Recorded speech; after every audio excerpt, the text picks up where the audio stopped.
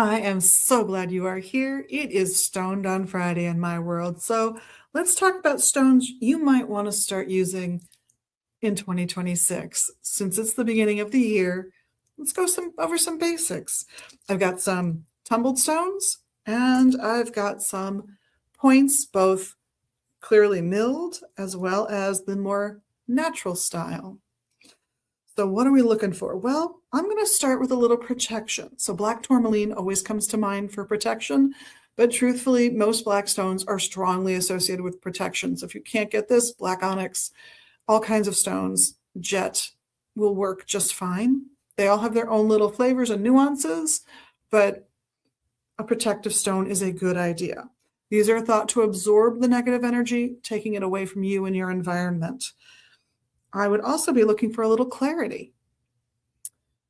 And I think this year we need a lot of clarity. So I'm going to opt only for points for this. So this is a natural clear quartz point, and this is a machined clear quartz point. You can tell that it is a natural, that it's machined, but it is a clear quartz point because you can see those little inclusions.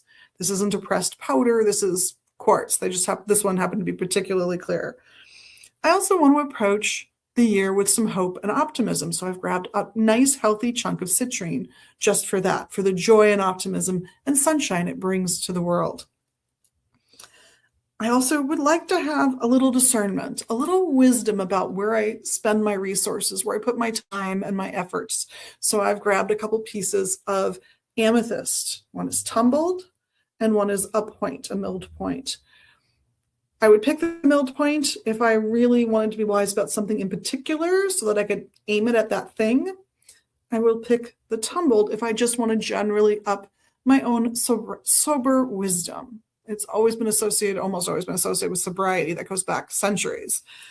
So that sobriety of thought, that the ability to think calmly about things is very much part of amethyst's wisdom. And I would want to approach the year with love. So a little bit of rose quartz for you as well. So these could go in a stone bag, perhaps one that you keep on you, on a keychain, in a purse, or you could potentially string these or wire wrap these or put them in a stone cage that's designed to hold 1 to 3 stones and then can be worn as a necklace. Those come in usually copper, silver, and golden colors. Whichever color you feel is the most appropriate. Are you going to work on a subconscious, more intuitive level? Pick silver. You're going to be bold and bright? Then I'd be picking gold. You're going to make things happen, enhance communication between parties, things along those lines. Then I'd be picking copper because it's the conductive one. In any event, these are some stones that I think anyone would be happy to start the year with. A good collection to set out in a dish, wear, or charge with your own personal energy and set on an object that represents something you're trying to affect in your life, even if it's for the betterment of all of humanity.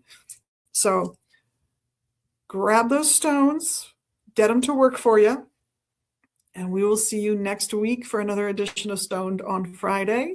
In the meantime, I'm Liz here at Megas Books and Herbs in Minneapolis and online at megasbooks.com. On behalf of myself and the rest of the crew here, I want to thank you all for being your magical you. We love that about you, and we hope to see you or hear from you real soon.